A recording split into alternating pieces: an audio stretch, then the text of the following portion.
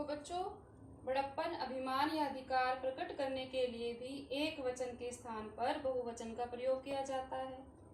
जैसे कि हम कह रहे हैं यहाँ से चले जाओ।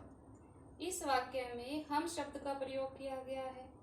यहाँ पर यह शब्द भी हो सकता था, मैं कह रहा हूँ यहाँ से चले जाओ, परंतु अभिमान, बड़प्पन या अधिकार दिखाने के लिए यहाँ पर कहा गया है, लिखा गया है, हम कह रहे हैं यहाँ से चले जाओ।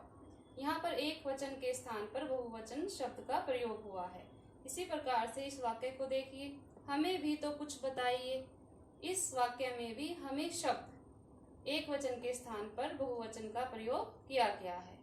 हम पूरी बात तुम्हें बाद में बताएंगे। यहाँ पर भी हम शब्द का प्रयोग किया गया है।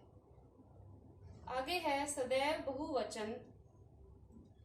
कुछ शब्द ऐसे होते हैं जो सदैव बहुवचन में प्रयोग किए जाते हैं, जैसे कि कोष, प्राण, बाल, हस्ताक्षर, दर्शन आदि।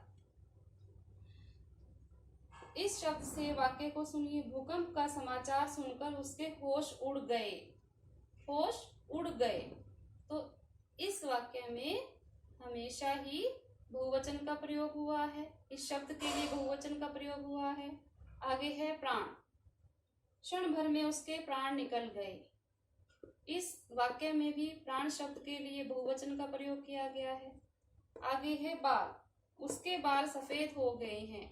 इस वाक्य में भी बाल शब्द के लिए बहुवचन का प्रयोग किया गया है। हस्ताक्षर। जरा पेन देंगे, मुझे हस्ताक्षर करने हैं। तो इस वाक्य में भी हस्ताक्षर के लिए बहुवचन शब्द का प्रयोग किया गया है। आगे है दर्शन।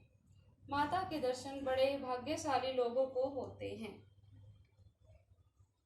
इसके आगे है बहुवचन का एक वचन के रूप में प्रयोग। बच्चों, कुछ शब्द ऐसे होते हैं जिन शब्दों के अंत में समूह के बोधक शब्द जैसे जाति, सेना, दल शब्द प्रयुक्त होते हैं। इनका प्रयोग एक वचन में ही होता है। जैसे स्त्री जाति आज पुरुषों के साथ कंधे से कंधा मिलाकर खड़ी है। स्त्री जाति।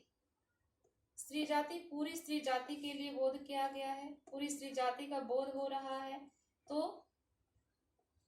यहाँ पर अनेक स्त्रियों के बारे में बताया गया है, परंतु इस वाक्य को पढ़कर हमें पता चल रहा है कि यहाँ पर बहुवचन के स्थान पर एक वचन का प्रयोग हुआ है।